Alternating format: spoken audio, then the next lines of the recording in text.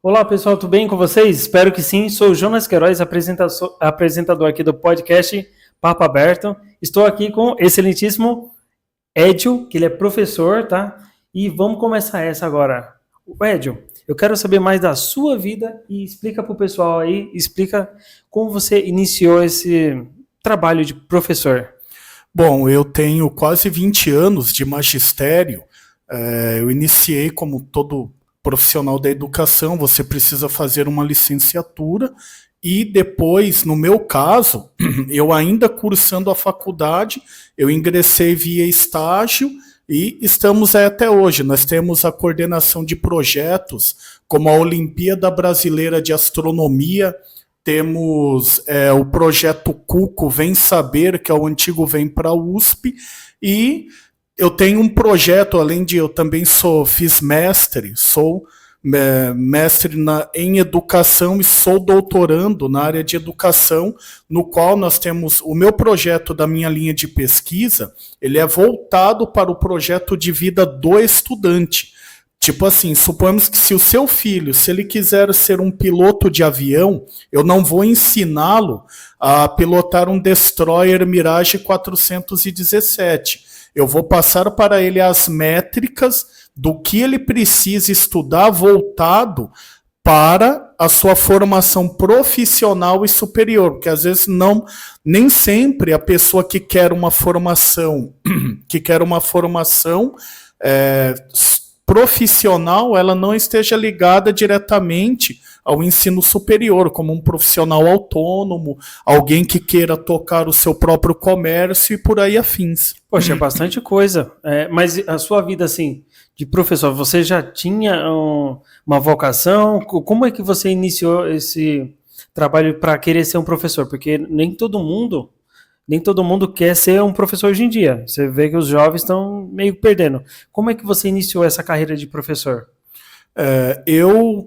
Eu comecei por uma vocação natural, assim, era um gosto que tinha os próprios colegas de escola, na época dizia, pô, mas você explica bem, você fala bem, quando tinha apresentações de seminário, aí sempre, Ed, você é um cara bem comunicativo, você gosta de conversar, falar com as pessoas, apresenta lá. Aí tudo tem um começo e foi, acredito, por uma vocação natural, assim, de ter um gosto de poder se comunicar, explicar e falar para as pessoas.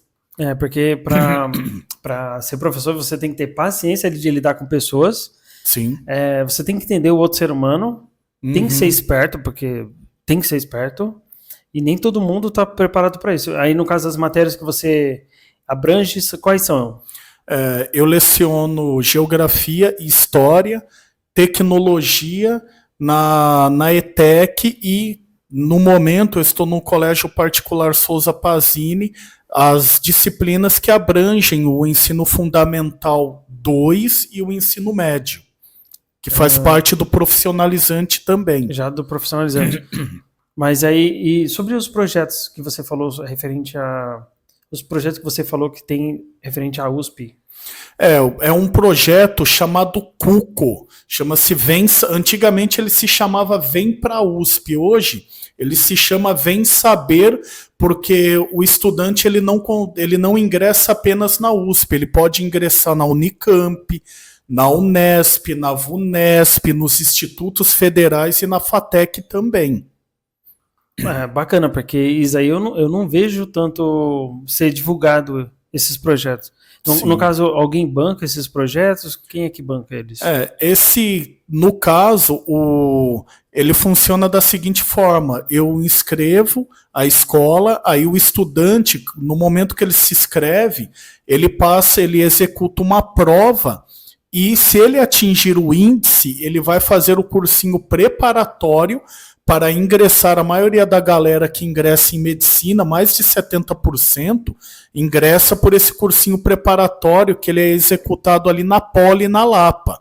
Se você já terminou o ensino médio, para você fazer, você tem que pagar uma importância de R$ 1.200. Então, você que ainda é estudante, aproveita aí, faça sua inscrição, de repente você consegue aí ingressar num cursinho preparatório, ele é nos dias de sábado, das 9 horas da manhã até as 3 horas da tarde. Do cursinho da Poli. Da Poli, isso. Esse projeto vem saber da Cuco. Se o estudante conseguir atingir o índice, ele pode ingressar na Poli e fazer esse cursinho preparatório. E tem outros cursos também de curta duração. No caso, ó, da parte, isso aqui são perguntas que o pessoal está fazendo. Como você enxerga o papel de arte e cultura na educação? Para você que é professor de história. Sim, também como eu sou agente cultural, produtor musical, letrista, é de suma importância. Nós já desenvolvemos aí ao longo dos anos do nosso magistério eventos como o Sarau, no caso, neste momento agora está tendo nas ETECs a Semana Paulo Freire, que ela é um engajamento das atividades pedagógicas e tem oficinas culturais. Os alunos desenvolvem maquetes artísticas, eles fazem descrições de roteiro, apresentações musicais e por aí afins. E aí, no caso, o pessoal interage bem, assim, com as matérias? Vai bastante gente? Sim, sim. Porque não é toda a cidade que está forte na cultura, né? Sim, isso porque nos últimos anos teve um certo corte nas verbas culturais, mas isso está voltando de novo. A cultura ela é super importante, por quê? Porque, de certa forma, isso tem a ver com a aplicação neurolinguística, é uma influência direta que a música tem. Por exemplo, se você pegar um exercício extremamente difícil, e você pediu o professor te ensinar, você aprendeu aquela métrica naquele momento, quando você aprende, você repete aquele exercício várias vezes, cantando a música que você mais gosta. Isso daí é uma ação neurolinguística, porque o objetivo da escola é o quê?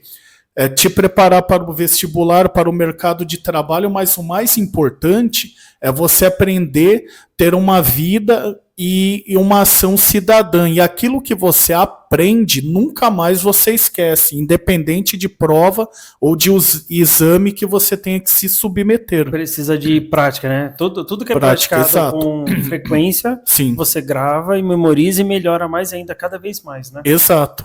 O aprimoramento contínuo. Sim. E qual projeto que você mais sentiu desafio ali, que você fez e sentiu um desafio grande para realizar? A própria Olimpíada Brasileira de Astronomia, o próprio show de talentos, que assim, para nós que já somos adultos, às vezes você sente aquele friozinho na barriga de gravar um podcast, de gravar uma entrevista, de ir em uma própria entrevista de emprego, às vezes você vai falar uma coisa que você já faz há 20 anos, só que você te dá aquele friozinho na barriga, é uma questão de você ir. Às vezes é treino e prática. E você falar algo natural. Ter aquela espontaneidade natural daquilo mediante aquilo que você vai falar, aquilo que você vai estudar. Entendeu? Um exemplo. Se você já está nessa área, qual o impacto que você vê que a cultura, no caso, ela consegue atingir a população? Tipo... O que você vê de mudança na população com a cultura? Eu vou falar de mim mesmo. Quando eu tinha 15 anos, eu fiz a minha primeira música, eu comecei a tocar nos bailes, eu tinha um certo engajamento, assim. A parte artística, musical e também esportiva, ela é um estimulante. Às vezes a pessoa não se torna, existem programas em determinados clubes, em determinadas associações no Brasil, que às vezes o que acontece? Às vezes o cara não vai se tornar um atleta de alta performance no basquete como um Jordan, no futebol como um Cristiano Ronaldo, mas aí nesse interim ele acaba se preparando para outras atividades de vida. Sim, e olha que interessante, tem vários jovens que ele tem talento, mas ninguém consegue enxergar ele naquele meio ali, resgatar ele e jogar para um determinado nicho que ele se adapta melhor, né? Um exemplo, você como professor, você consegue identificar esses alunos e jogar ele num caminho melhor? Porque nem todo professor vai ligar para o aluno, né? Sim, como eu já tenho essa vivência, o educador ele tem que ter um olhar clínico diante da situação. Não adianta eu chegar para um estudante que às vezes o sonho do cara é ser um jogador de futebol. Eu vou passar para ele as métricas que ele precisa para ser um atleta de alta performance. Ele tem que fazer uma dieta regrada, ele tem que estudar, de repente o próprio empresário dele não passar a perna nele, ou o cara chega para mim e fala: professor, eu quero entrar na área artística, na área da música, eu recomendo para ele. Eu já é algo natural, que eu já faço há quase 20 anos, é uma mentoria e uma orientação tutelada voltada para isso.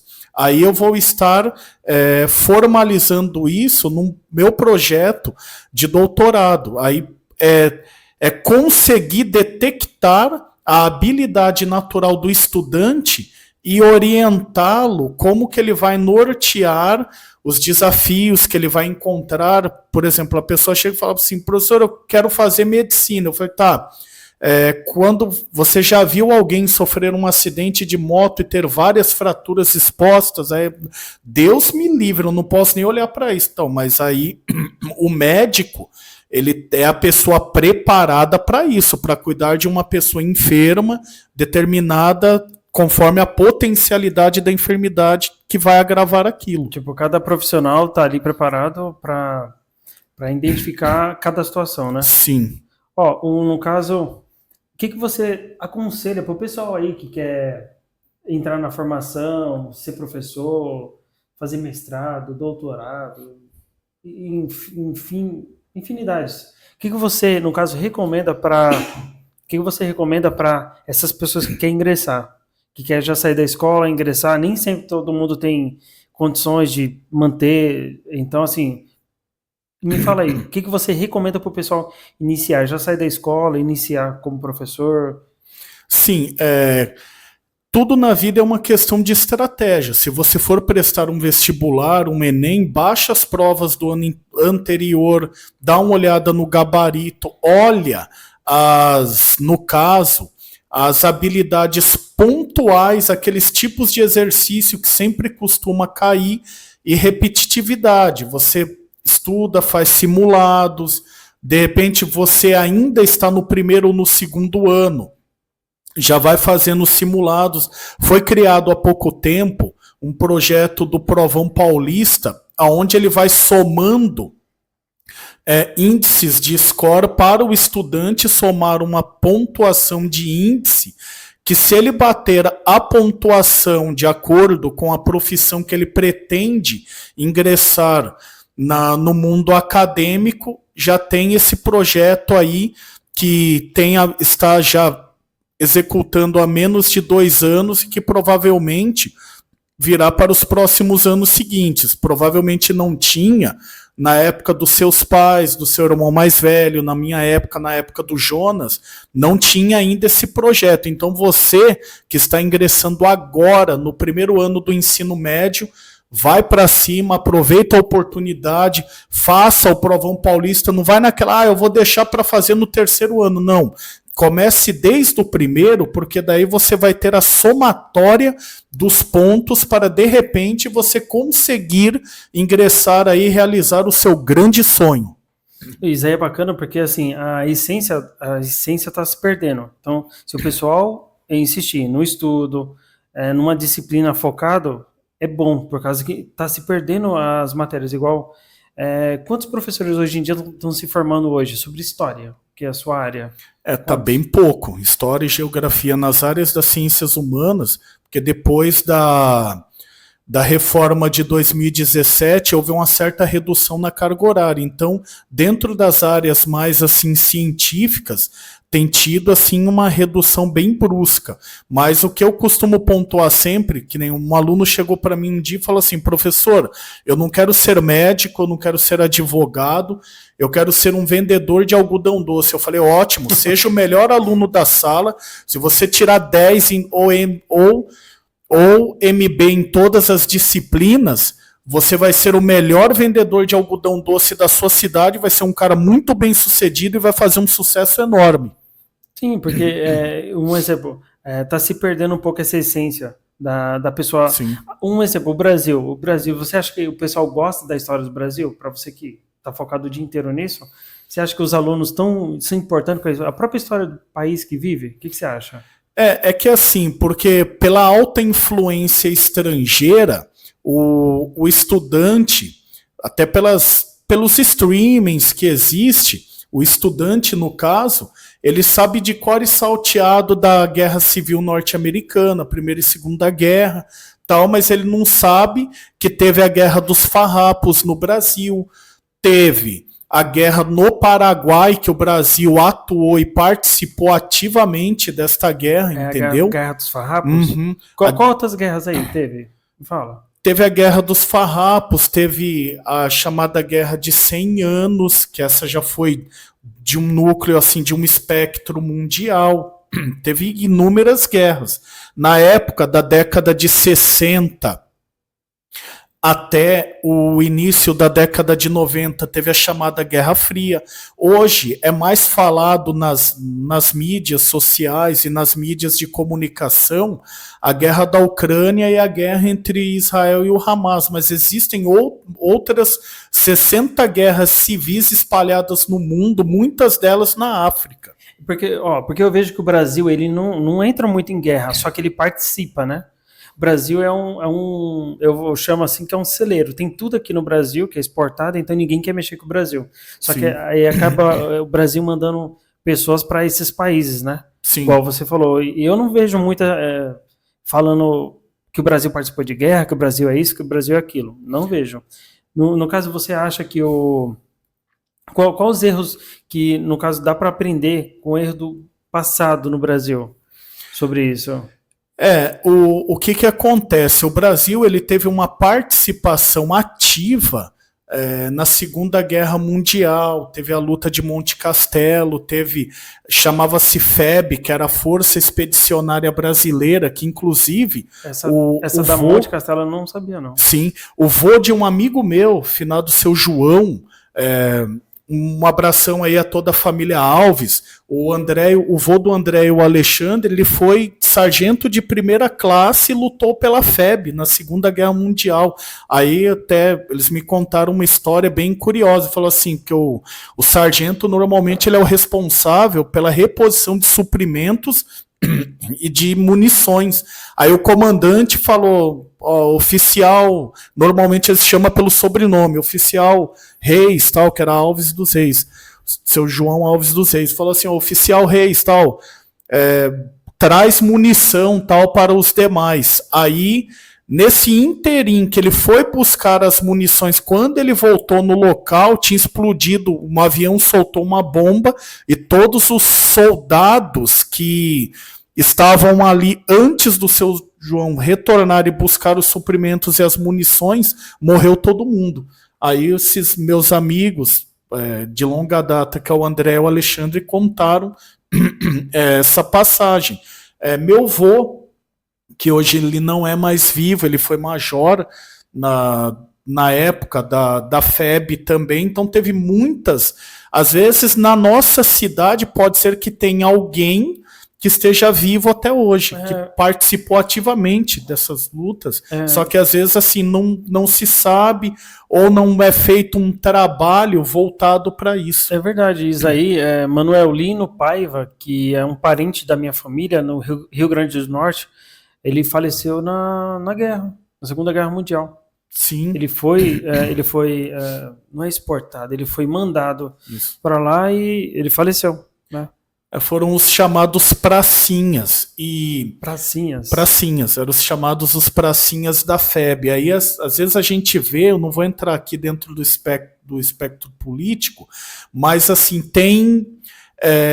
às vezes eram tratados os oficiais e os pracinhas de forma chincalhosa, e de fato, nós vivemos em um país de um clima tropical, então quando eles chegaram para lutar em Monte Castelo, eles chegaram lá, o frio estava quase de 7 a 11 abaixo de zero. Aí é uma história... Coisa que não é não é padrão no Brasil. Isso. Né? Aí é uma Vai pra história fora. recorrente que diz que se você vê, tem fotos históricas que mostra que os nossos soldados lutaram em alguns momentos, quando deu o pico de maior frio, eles lutaram com as blusas do exército britânico e do exército americano, porque houve uma cooperação conjunta, no caso, neste acontecimento da Segunda Guerra Mundial. E é um fato recorrente, histórico. O nosso batalhão da FEB, ele até capturou um batalhão alemão do exército nazista.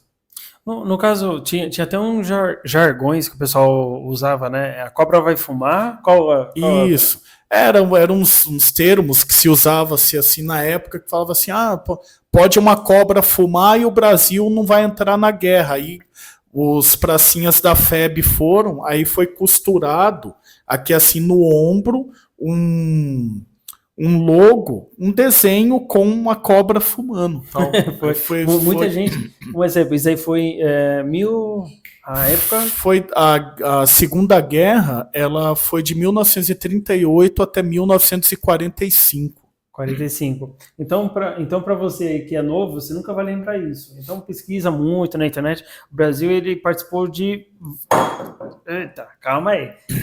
O Brasil, ele participou de várias sessões em guerras de outros países, mas nunca se meteu numa coisa tão séria, né? Sim. Não é à toa que a gente não tem nem... praticamente não tem bomba atômica. Tem um tratado que somos proibidos de ter bomba atômica, porque tem outros países poderosos que nos protegem, né? Porque não mexe com o Brasil não, porque ele é nosso. Tipo isso, né? O que você acha? De fato, existe empecilhos legislativos relacionados a isso, para você ter armas armas bélicas de destruição em massa e de alto e longo alcance. Mas avançou muito. De 2005, houve uma certa reestruturação nas Forças Armadas, na Marinha, no Exército e na Aeronáutica, onde a nossa Marinha hoje, o Brasil hoje já tem um submarino nuclear.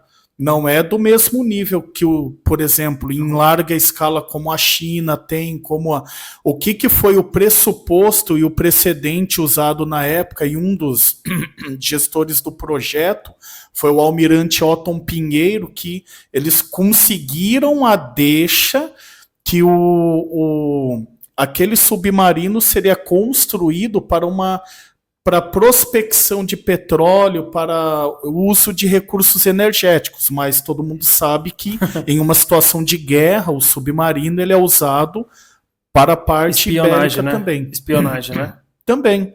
Porque usar o submarino para petróleo não vejo cabimento. Sempre tem uma mentira ali do exército por cima. Sim. No caso aí, você acha que o Brasil ele vai para frente nessa parte militar ou não precisa?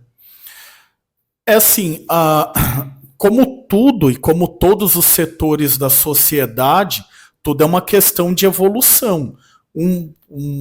Quando nós estudamos, existiu o famoso quadro negro, tal, que a professora ia lá escrevia. Eu cheguei a pegar o quadro negro.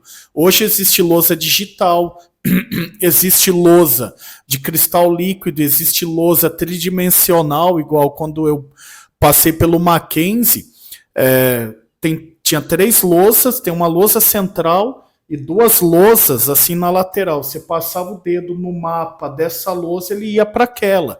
Então hoje, assim, tudo é uma questão, conforme avança a tecnologia, avança os conceitos epistemológicos, avança os conceitos econômicos, é importante você acompanhar essa evolução. No caso, já que você tocou nesse assunto, como é que, no caso aqui, essa pergunta aqui que foi feita, como a história pode nos ajudar a entender os acontecimentos atuais agora? Os acontecimentos passados pode fazer a gente entender os atuais agora. Exato. Por exemplo, hoje existem movimentos e grupos nazifascistas, hoje, por incrível que pareça, na época da Segunda Guerra, era pontual. Nazifascistas eram considerados apenas os japoneses, os alemães, o pessoal do eixo, eram os alemães, os japoneses e os italianos. Cara, hoje tem movimento nazifascista no mundo inteiro. Durante o período da guerra, era pontual, nós sabíamos que tinha em média de 30 a 40 milhões de nações que eram simpatizantes diretas do nazifascismo. Hoje, por incrível que pareça, apenas no Brasil existem clubes, existem associações voltadas para o nazifascismo. Por incrível que pareça, hoje existe muito mais nazifascistas fora. Minha filha mora na Alemanha, lá a lei é bem rígida com relação a movimentos extremistas, movimentos fascistas dessa ordem. Por incrível que pareça, cara, a Polônia, que foi um país tão sofrido, pessoas polonesas de etnia judaica, de ascendência familiar judaica, hoje, por incrível que pareça, que existem essas convenções, existem encontros dessa galera, por incrível que pareça, existe 8 milhões de nazifascistas na Polônia. No caso, o que eles pregam? Explica para o pessoal o que eles pregam. No caso, olha, toda a ideologia nazifascista, eles fazem pânico moral, eles associam uma religião. Por exemplo, o Mussolini, as crianças na Itália iam na igreja, tanto nas igrejas protestantes como católica, orar para o Mussolini. As crianças nas igrejas alemãs, oravam pelo Führer, que era o termo que Führer em alemão significa condutor. Aí era a expressão que era usada para o Adolf Hitler. Então, as crianças iam na igreja e oravam. Então, por quê? Porque isso foi uma cultura doutrinária que veio se espalhando. Eles prometiam coisas, melhora na economia, melhora nos índices, melhora na inflação. Aí era uma última forma de recorrência, só que por trás disto tiveram muitos acontecimentos de a pessoa ser queimada viva apenas por sua etnia. Então, por causa do... das ideologias nazifascistas. Na Rússia, se não me engano, é até a Alemanha, a Rússia. Por incrível que pareça, tem grupos nazifascistas na Rússia também. Porque senão eles pegam, prende até, acho que pena de morte dá lá. Sim. Então, assim, aqui no Brasil nem tanto, e é até proibido, né? Você comentar sobre esses assuntos, fazer apologia, né? Sim, sim. Quais outros países aqui é proibido fazer? Muitos países, por exemplo, no Reino Unido, eles têm um monitoramento muito forte sobre isso. Na internet, né? Postou alguma coisa, postou alguma coisa. Uhum. Às vezes o cara não sabe, às vezes o cara chegou lá e viu, que camisa da hora. Aí o cara não sabe. Hoje não é mais que aquela suástica de 2 S cruzados. Ele era um símbolo do budismo que eles pegou e fragmentou ele, porque parece que ele tem, a simbologia dele era sobre respeito e disciplina. Então, se você usar este símbolo como a suástica, é porque você é uma pessoa que tem respeito e disciplina, só que existiam outros ideais extremistas por trás disto. E aqui no Brasil eu não vejo tanto isso, né? Eu não vejo no Brasil. Porque isso aí foi na época da União Soviética, que estava com guerra com os Estados Unidos. Correto? Foi na Segunda Guerra Mundial, a União Soviética e a Alemanha. Isso. Se juntaram num grupo, os Estados Unidos com outros países. Isso. E aí, os Estados Unidos, como ele domina, ele foi e proibiu essa suástica. Sim. Se você puder melhorar esse assunto aí, porque Sim, passou a ser proibido, inclusive uma época da minha vida, eu trabalhei prestando assessoria para uma multinacional alemã chamada Berman Miller. Aí num dia de auditoria lá, encontraram dentro da pasta dos pertences pessoais de um supervisor tecnólogo, que assim como eu também sou, supervisor tecnólogo de formação em metrologia, só que aí, no momento da auditoria, abriram lá, foram pegar um documento e, por uma coincidência, encontraram um desenho de uma suástica. Aí esse colaborador, esse supervisor, foi desligado por justa causa. Porque todo mundo um dia sabe os horrores que aconteceram por causa do nazismo. E a pessoa ser simpatizante a algo assim, cara, acho que não existe nível de desinformação que leve a pessoa a se simpatizar com algo que, por uma imposição, por uma ditadura, por uma imposição de força, simplesmente exterminar 6 milhões de judeus e o saldo da guerra teve mais de 80 milhões de pessoas mortas.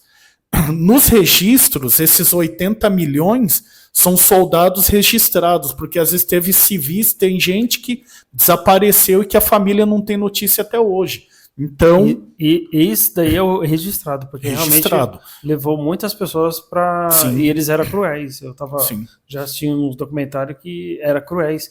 O Mussolini, tem um Mussolini que é dessa época, ou não, se me engano? Sim, o Mussolini. O Mussolini, ele era o grande líder da Itália. O Hitler era o líder principal da Alemanha.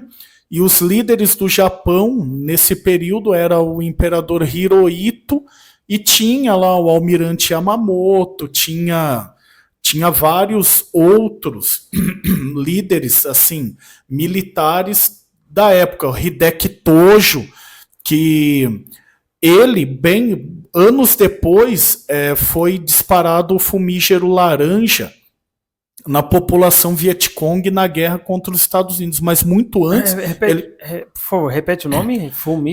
O fumígero laranja era um produto químico que os aviões soltavam em formato de fumaça e em contato com a pele aquilo ia necrosando a pele, que ele era composto por ácidos. Isso aí é uma judiação isso aí. Aí o fumígero laranja, os caras falavam, vamos soltar para pegar os soldados, mas aí pode pegar uma pessoa, pode pegar uma criança, milhares de crianças. Ele ficava no ar, né?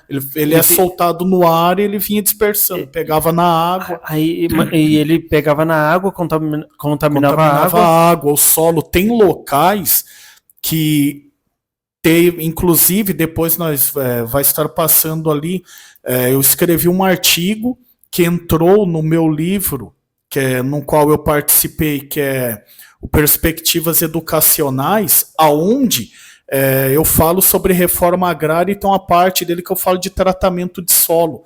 Locais que foram atacados por este produto químico do fumígero laranja, o local, tipo assim, ele não nasce uma vegetação boa naquele local, não desenvolve a agricultura, até pimenta, que é uma coisa que se você jogar ali uma semente de pimenta num vaso com areia e pedra, nasce pé de pimenta, mas se jogar o fumígero laranja, por mais bom que o solo seja, ele não desenvolve.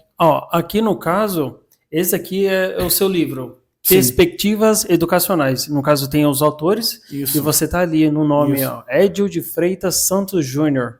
Você pode falar mais sobre esse livro que você escreveu? Esse livro foi um livro que ele é coordenado pela minha orientadora de mestrado, a doutora PhD Sandra Siqueira Santos. Ela é professora de geografia, também é advogada, uma pessoa incrível e maravilhosa. O esposo dela também é militar, de carreira e alta patente, um pessoal muito bacana ali da região de Sergipe. Aí tem vários autores aí, é um livro de práticas pedagógicas, onde o meu artigo ele também entrou no livro do 9º ano daquela região. Só que tem vários autores ali que descrevem as suas métricas e as suas metodologias pedagógicas de ensino. É um livro muito Foi um livro muito bom e muito bacana, lançado em 2000, no final de 2022. No caso, você tem ele disponível para o pessoal ler, acessar, comprar, não sei? Sim, primeiro ele foi impresso, eu deveria ter trazido, acabei esquecendo Não, que eu devia... mas se você tiver ele link, aí eu vou deixar para o pessoal clicar Sim. no link. Então, assim, você que está interessado, ver o livro, comprar, eu tenho que ver a disponibilidade do professor. Você que tiver interessado, eu vou deixar o link, e aí você clica e você pode estar vendo o livro. Isso. Eu também fiz outros 2 artigos, um falando justamente sobre as projeções educacionais, que até 2018, antes da reforma do ensino médio, a posição do Brasil versava entre 42 e 46 no PISA. Caímos para mais de 160. Então, toda decisão, quando ela infere nas políticas públicas, ela pode ter um impacto bom e ruim, mas infelizmente para a educação não foi uma coisa muito boa. Aí vem de uma forma estrutural, não é apenas assim, o aluno não aprende porque o cara tem preguiça, o cara é ruim, não, às vezes. E uma coisa que seria importante ser consertada nas provas institucionais eles aplicam uma prova padrão para o mesmo estudante lá do Amazonas que leva 3 horas numa balsa para ir estudar, que vive numa região ribeirinha. Às vezes querem que esse estudante ele atinja o mesmo índice, por exemplo, que um estudante que estuda numa escola de alto padrão dentro da capital, num Duque de Caxias, é diferente. A conduta não dá para você balizar, porque o Brasil é um país gigantesco, continental, são pessoas diferentes, culturas diferentes e condições de vida diferentes. Igual é que não pode falar o nome, mas quando deu em 2020, porque não pode falar esse nome, porque é bloqueado pelo canal, eu mesmo não consegui pagar a minha faculdade, porque eu comecei de Direito e não consegui. Então, realmente, igual você está falando, a cultura de um país do outro, a classe social, tem pessoas que ralam mais, tem pessoas que ralam menos, e eu não consegui bancar. E aí eu tranquei minha faculdade. E aí, igual você está falando aí, realmente, tem pessoas que vai de balsa, vai de burro, vai de jegue, vai de bicicleta. Aí, quem tem condições, que é bom isso, tem pai e mãe para levar, tem uma perua, isso aí é bacana. Você falar realmente isso daí sobre... E às vezes até o resultado em si, por exemplo, teve um amigo de infância que chegou para mim e falou assim: Edio, a Amanda é boa aluna, minha filha. A Amanda e o Eric, que também é meu filho, são ótimos alunos como você foi. Eu falei, não, cara, tem uma diferença. Embora eles são ótimos estudantes, alunos, não porque são meus filhos, são bem educados, mas por exemplo, existe uma diferença. Eu tirar 10 e 9 quebrando tarugo de aço na marreta com 15 anos dentro de uma metalúrgica, e uma criança que tem todas as condições de uma vida tranquila, do transporte, pegar na porta de casa, deixar na porta da escola, ter uma boa alimentação. Então, eu como educador, às vezes você não pode se apegar até mesmo no resultado, porque às vezes o importante aquilo que o estudante aprende e leva para a vida dele, entendeu? Isso é importante. Para você, no caso, eu vim de família pobre, o Edio, acredito que veio também. O Edio também, veio. Com certeza. Então, para você entender, tem pessoas que têm um desenvolvimento melhor que os outros por causa classe social, ajuda, lógico, também inteligência, local. Antigamente, as pessoas iam para os locais de bicicleta, a pé, caminhava, sei lá, 5 km para ir. Hoje em dia está mais fácil, está mais acessível. Só que, infelizmente, está perdendo um pouco a qualidade do ensino, né? Igual sobre guerra, passado, não é tanto passado nas escolas. As escolas não ensinam a ser empreendedor, empresário, sabe, de sucesso. Ensina mais umas coisinhas ali que não servem para a nossa vida. Isso é importante que você tocou nesse assunto, que a gente... O ensino está sendo um pouco investido, né, pelo governo. A história está se perdendo. Me fala mais aí sobre isso. Com relação à educação, por exemplo, teve cortes, tem contingenciamento e cortes bruscos, assim, extraordinários. E, propriamente, como o apresentador Jonas acabou de pontuar, se você quer ser um empreendedor, se inspire em histórias como, por exemplo, do Mark Zuckerberg, que ele e o brasileiro Eduardo Severan criaram e inventaram um novo modelo de rede social. Se inspire no... Acho que é Ed Brock, que foi o cara do McDonald's, que ele conheceu os irmãos McDonald's, ele teve uma ideia, falou, cara, faz assim, assim, assim, que a gente pode ter uma expansão gigantesca desse negócio. Aquilo que a gente tinha falado agora há pouco, uma questão de evolução, de acompanhamento tecnológico, o Mac e o Donald não acompanharam a linha de raciocínio do cara, ele sozinho falou, vocês vão ver eu transformar, a rede McDonald's vai ser uma das maiores do mundo e vocês vão ficar para trás. O próprio Steve Jobs, que ele começou numa garagem e hoje a Apple é uma das maiores do mundo. É claro que tem uma série de fatores. Sim. Ele conseguiu trazer para o lado dele, para a equipe dele, os melhores engenheiros, os melhores programadores, os melhores designers. Com o tempo, né? Com o tempo. Aí é uma somatória de fatores. E essas coisas não é passada na escola, né? Sim. Essas coisas eu não me lembro de nenhum momento o professor toca nesse assunto, o professor falar sobre as guerras e os detalhes da guerra. Não vejo em nenhum momento. Isso daí eu vejo que está bem precário nessa parte do ensino, que deveria estimular mais as pessoas a ter profissão, tomar cuidado com coisas erradas que aconteceram no passado para não cometer o mesmo, ser empreendedor ou trabalhar como iniciar uma empresa boa, ter uma profissão, igual você mesmo que é produtor, professor e... Isso. Que mais? Eu sou produtor musical, letrista e professor. Então você tem profissão. E o melhor pai que um filho pode ter e um ótimo amigo, um excelente filho, um beijão, Dona Adélia. Daqui a pouco nós vamos falar da AMG, pode espelhar aí, Jonas.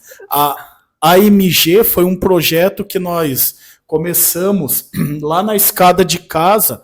Eu, o Sérgio Ribeiro, vulgo Chebas, que é engenheiro de som e produtor musical, e o Eric Fernando Castanheira, que é um amigo de infância, que ele é fotógrafo cinematográfico, mexe com edição de imagens e tal. Você já tá com quanto tempo com a AMG Produções? Quando a gente registrou ela, pegamos o alvará, o licenciamento direitinho, aí estourou a pandemia. Quando no final, no pós-pandemia, nós chegamos a fazer um evento de cosplay para 3.000 pessoas em Jundiaí. Bastante. Fizemos alguns eventos, Halloween, alguns bailes de formatura, tal, e a ideia é a gente ir desenvolvendo. Aí fizemos uma restauração artística na igreja ortodoxa anglicana, e porque assim são poucas as igrejas. Tem, por exemplo, eu vou na igreja batista. Essas partes assim de ilustrações artísticas não tem muito. Acredito que a única igreja que seja assim da linhagem protestante que tem assim ilustrações tal nas suas vitrais, apenas a presbiteriana, mas mais assim é na linhagem cristã católica, como a católica romana, como a ortodoxa e como a anglicana. Depois eu vou te mostrar, te enviar as fotos, tem umas imagens assim bem bonitas. Assim. Rapaz, é tanta religião que você falou tanto aí que eu me perdi até. Sim, tem as religiões que nem eu quis ler por curiosidade, acabei lendo um pouco, eu li a Torá, que é um livro específico da religião judaica, ao contrário que as pessoas não sabem, Jesus ele nasceu judeu, viveu judeu e morreu judeu. E a partir dele surgiu o cristianismo. Aí, além de professor, é historiador. Sim. Aí o pessoal de Israel, tá, o pessoal pessoal assim da religião judaica, eles leem a Torá. O pessoal da religião islâmica, que tem baseado numa história da Bíblia, tal, que aí que existiu o Israel e o Ismael. O Ismael é considerado o pai e fundador da Igreja Islâmica, que tem o livro da Igreja Islâmica, que é o Alcorão.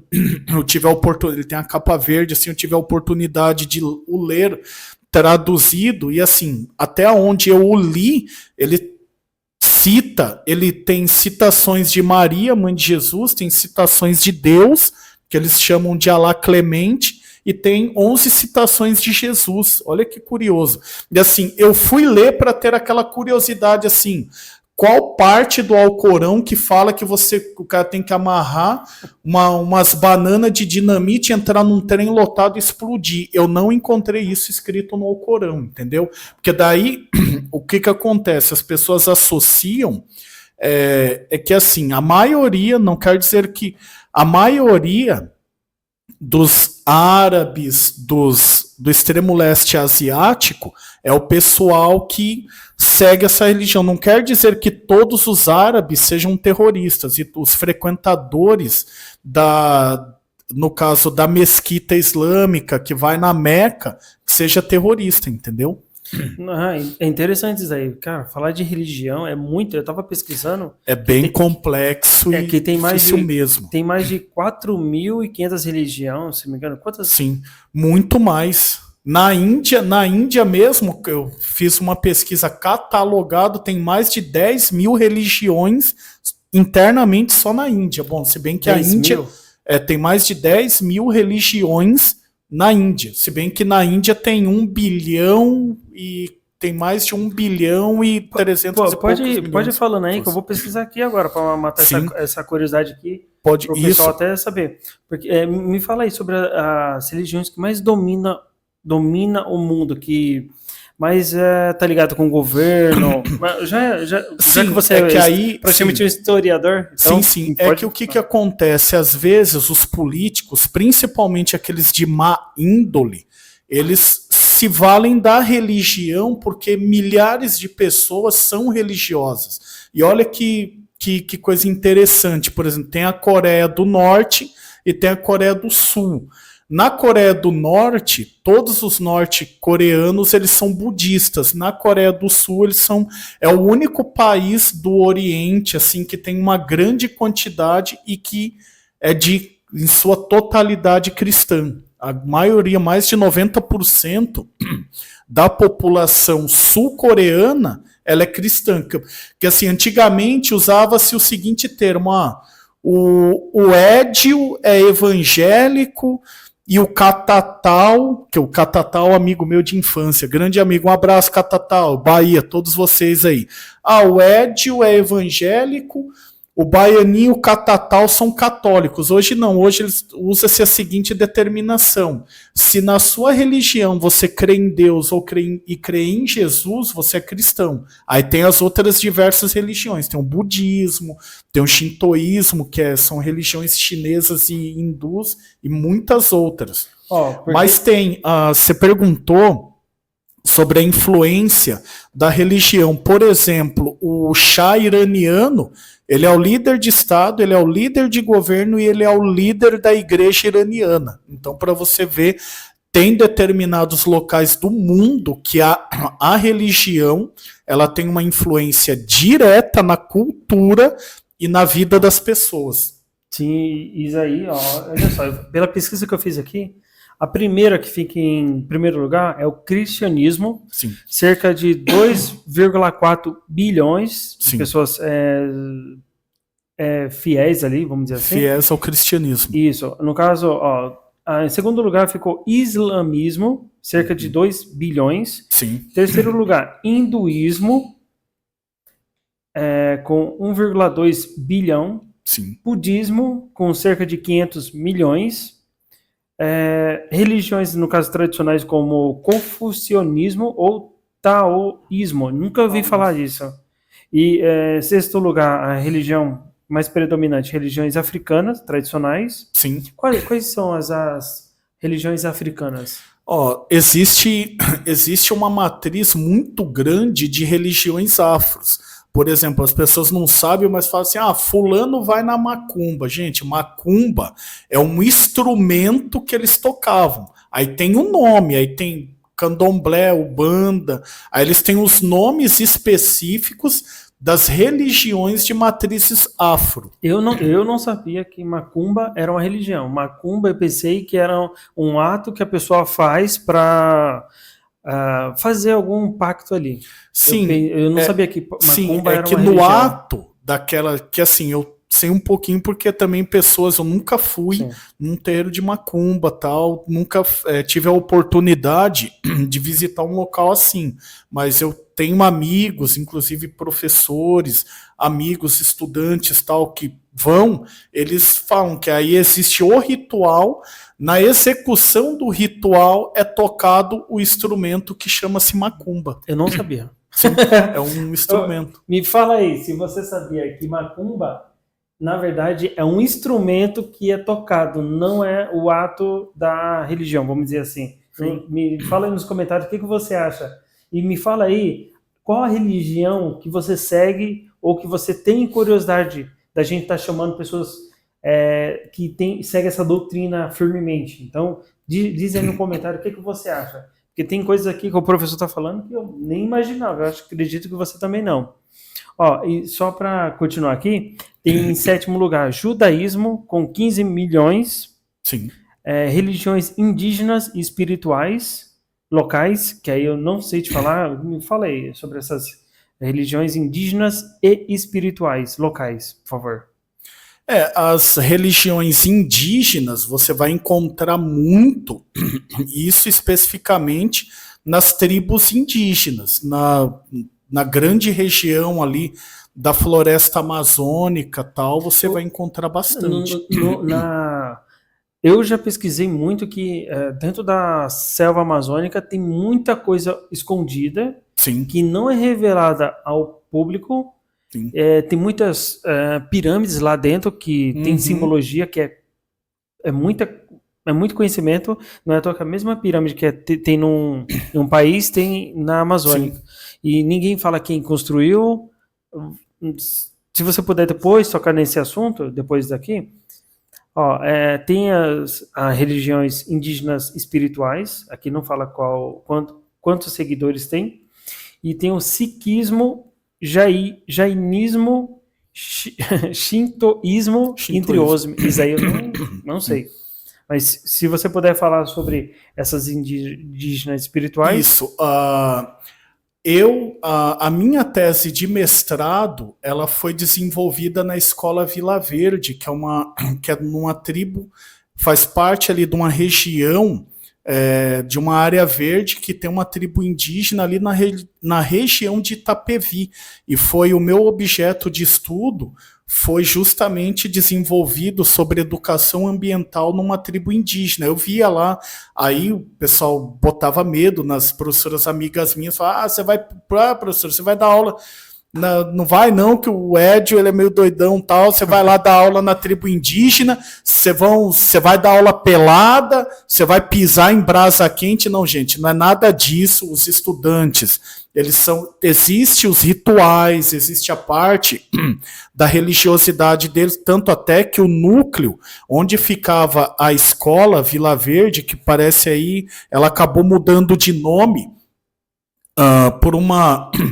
ela atende e os estudantes dela, tem os estudantes que são do anexo da tribo e tem estudantes que são da parte urbanizada que estuda lá também. Os estudantes, eles são matriculados, registrados na Prodesp, tem uma secretaria, tinha um campo, tinha 2 quadras assim cobertas, tinha além aí eles tinham as datas comemorativas deles, tal. Uma coisa que falaram assim, professor, o senhor não pode chegar lá, senão vão ficar bravos com os senhores falar assim que os portugueses descobriram o Brasil. Mas aí eu falei, não, mas eu sou formado em História e Geografia, de fato, eles não descobriram o Brasil porque quando eles chegaram aqui já existia uma comunidade de quase 30 milhões de indígenas. Então não tem como você descobrir algo que já existe. Eles colonizaram, né? Eles colonizaram, exatamente. Eles roubaram nosso ouro ou não? Muito, muito. A igreja de Nossa Senhora de Fátima, em Portugal, que a gente fez uma réplica dela, lembra que eu comentei do projeto tal de restauração artística? A gente fez uma réplica dela na Moca. A igreja de Nossa Senhora de Fátima só não é de ouro as lâmpadas e os bancos, cara. Tudo, a Nossa Senhora de Fátima de Portugal. Se depois você olhar na rede, ela é todinha revestida de ouro. O bispo, o arquidiocesano quase caiu de costa, falou, professor, a reforma vai custar mais de 50 milhões. Eu falei, não, estamos trazendo uma equipe de engenharia que veio, a arquiteta executiva Mônica Vanelli, veio o engenheiro Fabrício e tal. Eu falei, não, vai ser... Tem uma textura, uma pintura de revestimento, adornos, tal, que vai, a hora que acender as luzes, ele vai brilhar, vai clarear e vai reluzir similarmente como se fosse a igreja Nossa Senhora de Fátima. Essa igreja tem quantos anos? Nossa, eu não vou saber te precisar a data exata, mas 1800? Por aí, ela é bem antiga. E você vê que dura, né? E é um ponto turístico. Às vezes tem pessoa que às vezes a pessoa não é católica, mas ela é como, digamos assim, como Aparecida. Tem pessoas que às vezes não é católico, mas que visita aquele local, o próprio local em si, por ser um ponto turístico também. E tudo, se for ver, tudo é história. Igual as antigas religiões, as antigas igrejas, como elas foram feitas, que não tem nem respostas, pirâmides, então tudo. Então você vê que tudo funciona perfeitamente, tudo ainda dura bastante até hoje. Então eu fico perplexo de saber que as religiões é ligado com história. Sim. E a história, no caso, nem sempre é revelada. Sim. Verdadeiramente, o ponto é modificada. Eu acredito eu que a história é modificada. E você, como professor, você tem que, você tem que repassar esse conhecimento do jeito que foi passado da Secretaria de Educação, correto? Existe um plano e uma matriz curricular a ser seguida. E você tem que seguir, senão você até sofre penalidade. Eu costumo sair um pouco, passar algo diferenciado, mas pensando na projeção de vida dos nossos estudantes. Se você puder, se você tiver esse conhecimento aí, puder passar para o pessoal sobre as pirâmides que tem na Amazônia, as coisas ocultas que tem lá. Isso, existem pirâmides escondidas na Amazônia, existe, por exemplo, na península de Yucatán, porque tudo é uma questão, quando a historicidade, ela se pauta nos registros, nos vestígios, nos fósseis. Por que nós sabemos que um dia existiram seres gigantescos como eram os dinossauros? Porque se encontrou as ossadas dos dinossauros. Como nós sabemos que um dia caiu um meteoro gigantesco na Terra que extinguiu os dinossauros? Porque se você puxar, aí tem técnicas de sensoriamento remoto, se você entrar pelo Google Earth e você puxar uma visão aérea da península de Yucatán, é que daí cresceu as matas, a floresta e tal, mas você consegue ver um círculo gigantesco que ali ficou aquele vestígio, aquela evidência naquele local, que provavelmente foi ali que caiu o asteroide que exterminou os dinossauros. E sobre as pirâmides, já foi encontrado também por satélite pirâmides no fundo do mar. Então, quando às vezes você ouve, provavelmente todo mundo um dia viu no gibi, viu em filmes, desenhos, streamers, a Atlântida, que era teoricamente a cidade do Aquaman. Já existe por monitoramento, por imagens de transmissão via satélite, que foram encontradas pirâmides e cidades embaixo do oceano. Não é à toa que todos os filmes de história e quadrinho, esses filmes que é passado para os humanos, ele remete a algum acontecimento no passado oculto Sim. de forma simbólica, né? Sim. Então, assim, ó, eu não acredito que, é uma opinião minha, eu não acredito que a humanidade foi exterminada por um meteoro. Um meteoro. Não acredito, porque deveria ter um buraco gigantesco que pega até o estado de São Paulo, dependendo, na minha opinião. Só que eu não acredito. Não sei, se você... Sim, que sim, os estudos evidenciáveis e científicos diz o seguinte, que aquele determinado asteroide, quando ele caiu, e nós, de acordo com as eras, a era Cenozoica, Paleozoica, Devoniana, o ser mais recente, praticamente assim, podemos dizer, o bebezinho nesse habitat somos nós, os seres humanos. Nós não sabemos se daqui 50 trilhões de anos poderá ser uma outra espécie, mas dentro do período geológico e histórico, quando teve a extinção dos dinossauros, após essa extinção dos dinossauros, aí veio os hominídeos, depois veio o Homo sapiens, que são seres dotados de raciocínio, de vocações, de inteligência. Por exemplo, se você pegar, embora a ciência comprova dentro da biogenética, quando se cria uma vacina, eles testam nos ratos, nos macacos e nos coelhos, porque o pH e a genética desses animais são similares à do ser humano.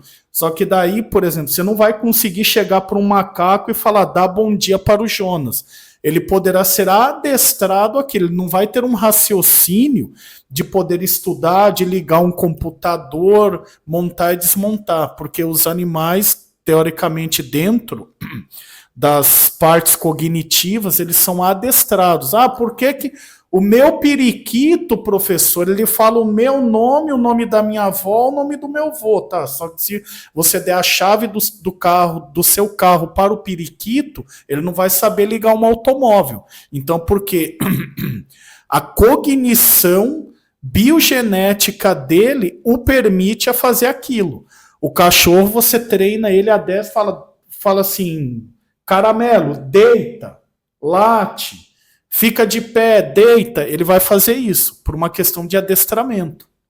Eu particularmente, assim, cada um, sim. Eu particularmente não acredito que o homem veio na evolução do macaco, porque, um pequeno exemplo, essa caneca, ela não vai evoluir para um celular. Sim. Eu não acredito, eu acredito, no caso, eu sigo o cristianismo, sou cristão, eu acredito que o homem, ele foi desenvolvido por um Deus, que ainda, na minha opinião, ainda não tem uma certa explicação quem é esse Deus. Eu não acredito que Deus é um cara branco ou moreno, de cabelo longo ou curto. Eu não acredito. Sim. Não tem nem como explicar quem é Deus. Sim. Quando você abre o livro de Gênesis, aí você começa a falar no princípio... Se você puder tocar nesse assunto, é maravilhoso. Isso, no princípio, Deus criou todas as coisas, criou... De repente, Deus deu um... Deixa no comentário aí, o que você acha de onde surgimos, umas explicações, deixa as explicações, o que você acha, de onde surgimos, quem é Deus, para que a gente está nessa terra, fala aí, professor. Eu nem vou falar como alguém que vai na religião. Se você abrir o livro de Gênesis e analisar a metodologia científica que está ali descrita, você vai entender o seguinte, fala assim, que no princípio Deus criou todas as coisas, que nem a brincadeira que se fazem, quem veio primeiro, o ovo ou a galinha? Deus criou os dois. Sim. Quando Deus deu um sopro de vida, de repente levantou-se uma árvore gigantesca, daquela árvore ela já começou a reproduzir os frutos. Quando você vai para o segundo capítulo do livro de Gênesis, está escrito no plural, façamos o homem a nossa semelhança. Sim. Quem que era? Provavelmente, assim, aí fica de acordo com a interpretação de cada um. Deus, ele criou todas as coisas. A primeira coisa que Deus criou provavelmente foi Jesus Cristo, que o seu nome no hebraico e no aramaico é Yeshua HaMashiach. E após aquilo, a primeira grande criação de Deus foi o próprio Jesus. Aí, já no segundo capítulo, está descrito no plural, façamos o homem a nossa semelhança. Então, Ó, esse conteúdo aí, isso daí que eu acho bacana ter na igreja. Desculpa, na igreja não. Também na igreja, mas na escola, para dizer de onde viemos, quem somos, para que estamos aqui nessa sim. terra. E Eu é legal costumo, que você se aprofunda bem nessa área. explanar isso, mas eu não posso chegar pro aluno e falar assim, o Joãozinho e Mariazinha, vocês vão na igreja batista porque o professor Edio vai. Não, mas aí eu passo uma explicação didática, até com base na hermenêutica e na parte teológica, que a gente tem um pouquinho de noção. É importante, eu falo isso, de onde que nós viemos, para onde iremos um dia. E aqui ele pode falar sobre isso. Ele, como professor, ele não pode obrigar o aluno a pegar esse conhecimento, porque senão o Estado é uma ele doutrina, é laico. Né? É laico. Você não pode ser doutrinário. Não é à toa que é mais ou menos igual essa divisão dessa mesa aqui, ó. O Estado, eu vou dar uma opinião minha, tá? O Estado, ele quer dividir as pessoas com religiões diferentes ou clube de time diferente, e aí tá escrito que é dividir para dominar, né? Você, sendo professor, você não pode dar essa sua opinião, por causa senão você vai querer forçar todo mundo a seguir o que você segue, que é proibido. Sim, até por lei, né? Mas aqui ele pode falar sobre esse conteúdo aí, que eu não acredito que nós viemos do nada e nós estamos aqui à toa do nada. Você veio com um propósito de vida aqui, você veio. Então, você tem que aprender, para não entrar em uma crise de abstinência, você tem que saber para que você serve nessa vida, tá? Você tem que saber para que você vai ser útil. Não é à toa que você já tem filhos, já teve família aí, já foi casado, então você já chegou no seu auge, que mais ou menos procriar, vamos dizer assim, procriar. Eu ainda não cheguei, eu não tenho filho ainda, mas você praticamente já está chegando no seu topo de vida. Sim. Que você já fez tudo, tem formação, família, aprendeu muito. Eu ainda tô engatilhando. A gente aprende todos os dias, cada momento aprende cada vez mais um pouco. E você acha importante ter a religião na escola? Na minha opinião, desculpa, a fé é a coisa mais importante que tem na humanidade, né? Que a gente sem fé é nada. E você que é professor de história ainda, o que você acha, na sua opinião? Existe já, como eu falei, teve a reforma do ensino médio em 2017, foram inseridos novas disciplinas como tecnologia, projeto de vida e eletiva, voltado para o projeto de vida dos estudantes. E é opcional, depende também, é variável conforme a cultura do local, da cidade, daquela determinada região, mas tem na grade curricular e fica opcional para o estudante. Tem sim algumas regiões, algumas escolas têm na grade curricular o ensino religioso. Isso aí é importante, porque na minha época saiu. E se não me engano, em 2009 sumiu a sociologia, ela sumiu. A sociologia, filosofia permanece? Sim. Eu não sei. Permanece a filosofia? Foi bem reduzido. Existe bem poucas aulas assim teve uma redução muito drástica e muito brusca nas áreas de conhecimento voltada para as ciências humanas, que seria, no caso, filosofia, sociologia, geografia e história.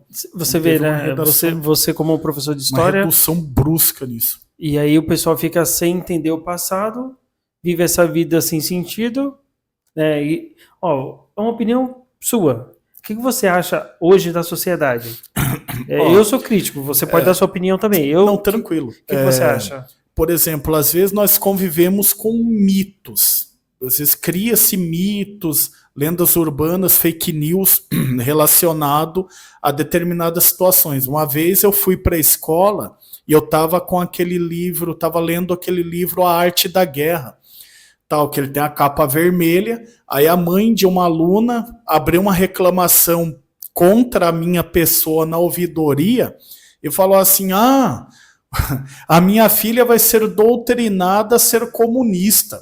O professor é de esquerda porque ele escreve até com a mão esquerda, que assim, eu corrijo os exercícios de caneta vermelha porque os estudantes escrevem de azul ou preto.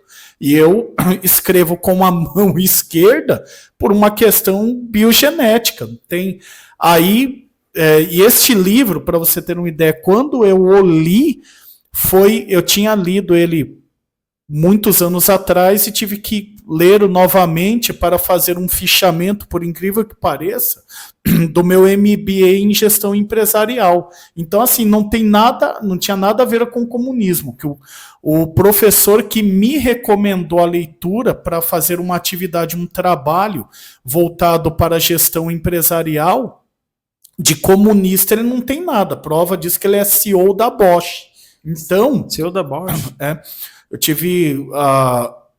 Quem tiver a oportunidade, quiser fazer o Instituto Legale, que fica ali na Avenida Paulista, eles têm curso preparatório para a OAB, eles têm gratuito o curso de Ciências Contábeis, então é um instituto muito bem conceituado.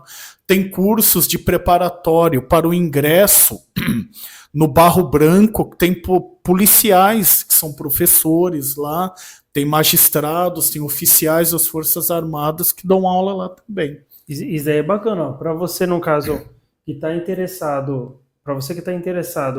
a estudar, pega aí, pesquisa no Google o nome da escola, se informa mais. É o Instituto Legale. Legale, que fica ali na Avenida Paulista. Então, assim, para você que quer aprender, focar nessa área, cara, ele tá te dando todas as dicas, pausa o vídeo, pesquisa lá no Google, se inscreve, se informa, porque estamos perdendo a essência, eu sinto que estamos perdendo a essência. Respeito, saber do nosso próprio passado. Eu até descobri que Dom Pedro era maçom, que ele colonizou, pediu afastamento de Portugal, né? Acho que ele teve Ele era maçom, formado no Grande Oriente do Brasil, praticamente fundou o Brasil, né, se você puder dar essa explicação melhor, que você é professor, e ele se rejeitou a voltar para Portugal por causa que ele estava pegando muito ouro aqui. Se você puder dar uma explicação dessa melhor. No caso, o título institucional, assim como ele tem as autarquias, os títulos, tal como se referiam a Dom Pedro como o príncipe da Casa de Bragança, ele era imperador. Aí, quando em um determinado momento chegou-se a seguinte informação, que foi um período bem sombrio, que estavam vivendo em guerras, aonde que existiu a possibilidade, se o Napoleão chegar até aqui em Portugal, vai ficar ruim, porque ele é um imperador. Então, se ele é um imperador e ele chegar aqui, pode ser que a minha cabeça seja posta numa bandeja. Aí nisso eles vieram, teoricamente, de uma forma de exploração e também vieram fugidos para o Brasil. Aí nessa, só que assim, ele continuou tendo e ostentando seus títulos, assim que o pessoal até ficam bravos comigo, os médicos e os advogados, que no ano acho que de 1870, entre 75 e 77, o Dom Pedro ele baixou um decreto considerando doutores todos os médicos e os advogados que vieram formados pela Academia de Coimbra para cá. Só que assim, se tornou uma coisa normal e automática. Por exemplo, minha tia, ela é dentista, e tá lá, se você entrar no consultório dela, tá lá na plaquinha. Doutora cirurgiã odontológica Roside Freitas.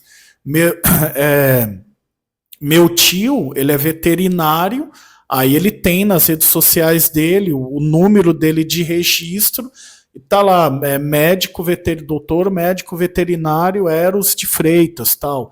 Aí ficou uma coisa assim que pegou, e até hoje assim, não sai, é uma coisa normal e natural. Se vira quando você vê um advogado, tal, se refere ao doutor, você vai no médico, doutor tal, mas a própria formação em si do bacharelado, ele é advogado, até mesmo, Edio, mas e o juiz? Ele é um advogado de carreira concursado como juiz. Prova disso que se você assistir naquelas novelas estrangeiras, ou propriamente filmes mesmo, normalmente você não vê, eles se referem a, por exemplo, ao médico, eles falam médico, advogado, advogado. Entendeu? No caso... Foi uma nomenclatura que se tornou parte da cultura popular e virou uma questão assim meio que também de status quo na sociedade. No caso aí, são várias profissões que ela tem uma ligação no passado. Sim. Que ela teve alteração? Alguma teve alguma importância mesmo no passado? Tem inúmeras profissões que, por exemplo, existiam, não existe mais. Existia o cara que ia lá e apagava as luzes. Hoje não existe mais. Existia... Verdade. Tem tacógrafos, pessoas que faziam taquigrafia. Hoje não existe mais. Verdade. Existia a máquina de datilografar. Ela foi substituída pelos computadores. Hoje não existe mais. Verdade. Então tem inúmeras profissões, assim como tem inúmeras profissões que vão surgir, que talvez não exista agora neste momento, mas que vão surgir futuramente. Você até comentou que você também trabalha na parte de educação de tecnologia. Sim. No caso, igual eu trabalho com tecnologia, né? Sim. Pessoal, somos até, no caso aqui, somos patrocinados pela Policarp Salgados, para você que quer salgados de qualidade, que atende a região até de Jundiaí, para grande capacidade, igual tem o Centro Logístico aqui de Cajamar, entre em contato com a Policarp, tá? Vou deixar o link deles aqui embaixo. Tem a Supernova Informática, assistência técnica e informática em geral, aqui de Cajamar, é das maiores lojas aqui, tá? 16 anos, tá? Não é brincadeira. Para aguentar 16 anos aqui nesse Brasil, tem que trabalhar certinho, tá? Então, entre em contato, eu vou deixar o link deles aqui também, se você precisar arrumar computador, vender computador, comprar computador, videogame, celulares, tá? Em geral. Tem a MG de produções do Edio, professor Edio, que aí vocês podem estar entrando em contato, tá? Eu vou ver se deixo o link aqui para vocês têm que acessar. E essas profissões aqui são profissões novas do futuro. Porque, por exemplo, a Policarp, eles vendem salgados em quantidade. Eles conseguem atender uma grande demanda. Antigamente eu não conseguiria. Teria que ter uma mão de obra gigantesca para você ter uma linha de produção. Hoje em dia, eles têm máquina profissional que produz até 5.000 salgados por hora. Sim. Igual... essa profissão aqui também da Supernova Informática, não é todo mundo que tem técnico. Para você ser técnico, você tem que ter tempo de carreira, raramente você vai entender, você vai conhecer um cara que é técnico, é um profissional nessa área. Hoje em dia, tem pessoas que quebram o equipamento e já jogam fora, então Sim. Aqui você consegue economizar uma grana. Então tem profissões que acabaram, tem profissões que surgem. Sim. E tem agora a inteligência artificial, Sim. que está bombando. Uhum. Quais outras profissões aí que você conhece? Você já é um historiador, você sabe tudo. No caso, tem os chamados baby burners, que são jovens, que às vezes, o camarada com 15 anos de idade, o cara já está vendendo coisas na internet através do marketing digital e ganhando de 10 mil para cima, dentro como um nome que ficou na moda, no chamado home office. Então foram profissões que surgiram. O auxílio, uma coisa que eu costumo falar sempre para os meus alunos, e um dos projetos que nós desenvolvemos, o ano passado eu dei aula para um pessoal de RH. Aí eu falei, pessoal, a inteligência artificial, ela serve para te auxiliar como meio, não é como fim. Ela é uma ferramenta para te auxiliar. Eu até brinco, falo assim, a IA ela existe para te auxiliar e não para te emburrecer. O professor Edio solta um exercício aqui, não é para você jogar na inteligência artificial e a inteligência artificial responder para você, porque ela nada mais é do que um banco de dados. E às vezes, dependendo da complexidade da informação, ele pode te dar uma informação errada. Por exemplo, se você jogar, eu já fiz isso e vi com os meus próprios olhos, se você jogar, por exemplo, metafísica, inclusive eu estou escrevendo um livro sobre metafísica. E tem trabalhos, né, sobre isso. A pessoa que trabalha com isso ganha um bom dinheiro. Sim, né? sim. Aí, por exemplo, você joga lá metafísica, teve uma IA que me trouxe a seguinte resposta: metafísica é um procedimento usado nas empresas para organização e guarda de materiais no almoxarifado, um procedimento de trabalho chamado metafísica. Sim, não tem nada a ver com o que é a aplicação filosófica é uma aplicação dentro dos conceitos filosóficos daquilo da imaterialidade do que é real e irreal. E essas áreas tá em constante crescimento, né? Sim. Porque paga bem, está em constante crescimento. E não é à toa que você que quer estudar home office, quer entender mais sobre IA, inteligência artificial, a gente vai estar deixando um link para você, tá? Um curso que você pode estar entrando, pesquisando, ele vai te dar um caminho para você que está meio perdido, porque você pode ganhar até mais que... vamos dizer que você tem trabalhando numa empresa e você está entrando nesse meio. Você precisa entender primeiro para saber onde você vai se encaixar, porque é em números. Então eu vou estar deixando um link aqui, tá? Você clica e você vai ser direcionado para o curso, tá bom? E aí você deixa aí um comentário também, a gente vai entrar em contato com você ou responder o que você acha, as áreas da tecnologia, se ela está em constante crescimento ou não, porque paga bem, tá? Então eu vou estar deixando o link desse curso e, no caso, o professor pode estar falando mais sobre isso. Isso, então.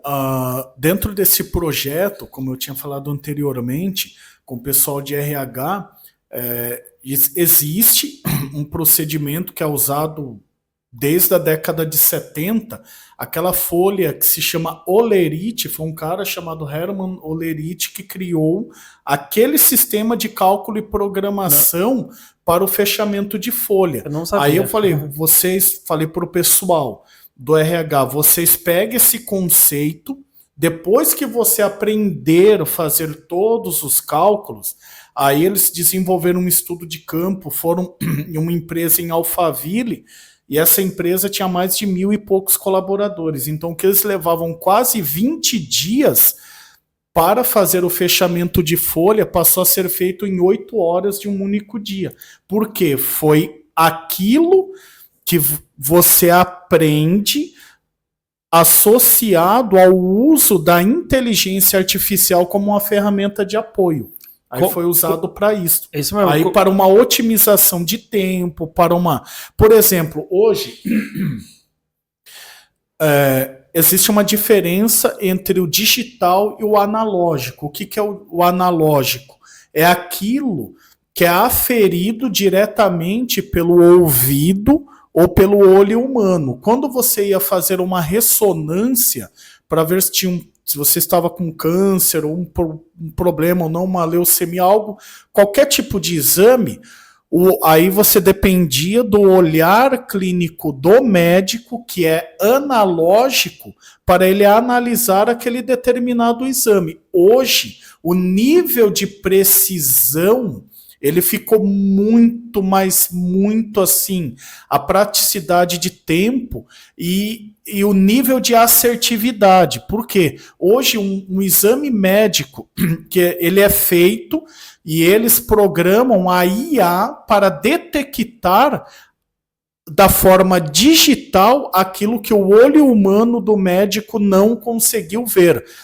Isso possibilitou dentro da aplicação da robótica, dentro da aplicação de uso de materiais robóticos a laser, por exemplo.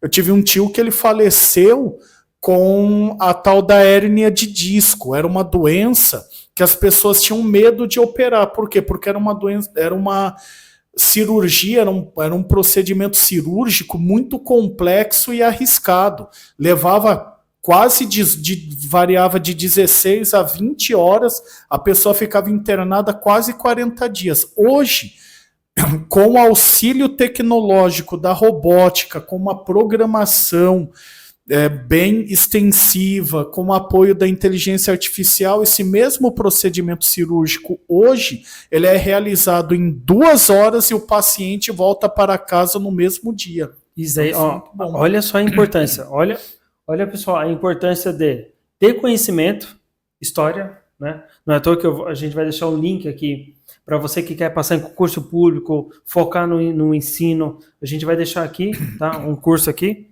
E para você que quer ingressar nessa área de IA, inteligência artificial, até você pode ter acima dos 40, não importa. Você precisa aprender, e aí aquele trabalho pesado aqui, igual a gente estava conversando com o professor, aquele trabalho pesado que você tinha antigamente, hoje em dia não tem. É um trabalho leve, vamos dizer assim, só que usando inteligência para você saber manipular a inteligência artificial, Sim. Que é o futuro. A gente mora aqui perto dos galpões logísticos maior da América Latina, em Cajamar, e é gigantesco o número de equipamentos que está vindo, que vai substituir as pessoas, que é a nova profissão. Sim. Então, assim, quem não se modernizar, infelizmente, vai deixar de existir. Sim. Como ele é professor, também está deixando de existir essa área. Então, esse concurso público vai estar sempre em aquecimento, porque muita gente desiste, abre vagas, o salário se torna até bom, atrativo, porque quanto mais raro tem, mais caro é. Sim. E quem domina IA também. Então, eu vou deixar os links para concurso público, para curso de IA, e você cresce e, no caso, você, igual o professor, tem vários conhecimentos. Se ele quiser trabalhar na parte de tecnologia e outras áreas, ele tá pronto ali. Então, você que não tem um caminho, um rumo, você pode entrar em contato. A gente vai deixar os links e o professor pode dar continuidade. Sim, é uma coisa que eu costumo falar sempre, a IA, ela nunca vai substituir o médico, ela não vai substituir a professora, ela não vai substituir o apresentador e técnico de tecnologia e informática, como é o Jonas Queiroz, ela não vai, de forma nenhuma, substituir 100% as pessoas, ela vai auxiliá-las conforme seus pacotes de necessidade. E isso é bacana, tá? Pessoal, no caso, vou deixar aqui o Instagram do professor Edio, muito bacana, conhecimento em arqueologia, história, geografia, tecnologia, que mais? Música. É uma enciclopédia ambulante. Eu vou deixar o Instagram aqui do professor. Eu agradeço muito o comparecimento dele aqui, tá? Edio, a sua empresa, tá? A gente vai deixar o contato aqui da sua empresa, se você quiser. Sim. E agradeço muito ele estar aqui, foi um prazer. O prazer é todo nosso. Vou até mandar um freestyle aqui rapidinho para vocês. Bom, como nós falamos de geologia, falamos de catástrofe, segue aí, ó. Pega a visão que é mais ou menos assim, ó. É uma reação genética que nunca degenera. Se a rima constatou, somariou na ideia. Vírus devastador espalhou a miséria. Entrou em erupção, o vulcão abriu cratera. Bactéria hospedeira apresenta os sintomas no vocal do Edio Júnior mais forte que Nandrolona. Tem que saber que humilde tem que ser para ouvir, compreender e não desmerecer. Tem que saber que humilde tem que ser para ouvir e não desmerecer. Aí sim, hein? Tamo nessa. Pode contar, Jonas. Sempre que precisar, pode contar com a gente. E você aí, estudante, que precisar de uma mentoria aí, qualquer coisa, sobre o ingresso no ensino superior e profissionalizante, pode contar com a gente aí. Beleza? Sim. A gente vai estar deixando aqui os links, tá? Você clica, acessa, tem as redes sociais, tem cursos aqui para você que está meio perdido ou está mudando, migrando de área. Então, é o estalo. Igual eu trabalho com informática, e tá escasso trabalhos de informática, tá difícil encontrar pessoas qualificadas. Igual a gente falou que a área de braçal ou usando a inteligência tá escasso, tá difícil. Sim. E quando tá escasso, aumenta o salário. Então, ok? Fica com Deus e vamos nessa. Tchau! Tchau, um abraço.